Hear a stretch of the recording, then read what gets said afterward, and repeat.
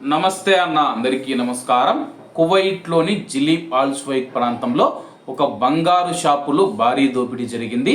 వివరాలెక్కి వెళితే పకడ్బందీగా ప్లాన్ వేసి మరి ఒక సాయుధ దోపిడీలో జిలీబ్ ఆల్ స్వైక్లోని ఒక నగల దుకాణంలో చొరబడి తుపాకీతో బెదిరించి ఒక ఉద్యోగిని కట్టేసి, అంటే అక్కడ పనిచేస్తూ ఉన్న హారిస్ వాచ్మెన్ ఎవరైతే ఉన్నారో అతన్ని కట్టివేసి భారీ మొత్తంలో బంగారు ఆభరణాలతో పారిపోయారు. ఈ దోపిడీ గురించి పోలీసులు ఆ యొక్క దొంగల గురించి గాలిస్తూ ఉన్నారు.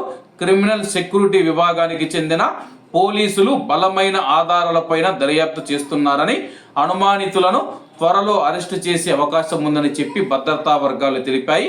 దొంగలించబడిన బంగారం, గొలుసులు, కంకణాలు, లవ్ షేప్లో ఉండే లాకెట్లు మరియు ఇతర ఆభరణాలతో సహా వివరాలను 6 గవర్నరేట్లలోని నగల దుకాణాలకు పంపించగా, కువైట్ దేశం విడిచి పారిపోయే ఏ ప్రయత్నాన్నైనా నివారించడానికి అనుమానితుల వివరాలను సరిహద్దు క్రాసింగులకు పంపామని చెప్పేసి, పారిపోవడానికి ఉపయోగించిన వాహనం ఒక చిన్న జపనీస్ కార్ అని, దానిని ఒక ఆసియా ప్రవాసి దొంగిలించినట్లుగా నివేదించారని చెప్పి దర్యాప్తు అధికారులు గుర్తించారు.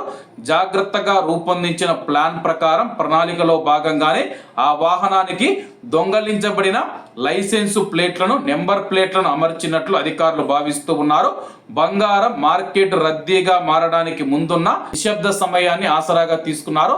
అలాగే మరి కొద్ది గంటల్లో షాపు ఓపెన్ చేస్తారనగా నిశ్శబ్దంగా ఉన్న సమయాన్ని దొంగలు ఎంచుకున్నారని చెప్పేసి ఉదయం సుమారు 8 గంటలకు దాడి చేశారు.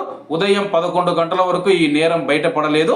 ఆ సమయంలో దుకాణానికి వచ్చిన మరో ఉద్యోగి తన ఉద్యోగికి సంఖ్యలు వేసి ఉండటాన్ని చూసి సహాయం కోసం పిలవలేని స్థితిలో ఉండటాన్ని గమనించాడు.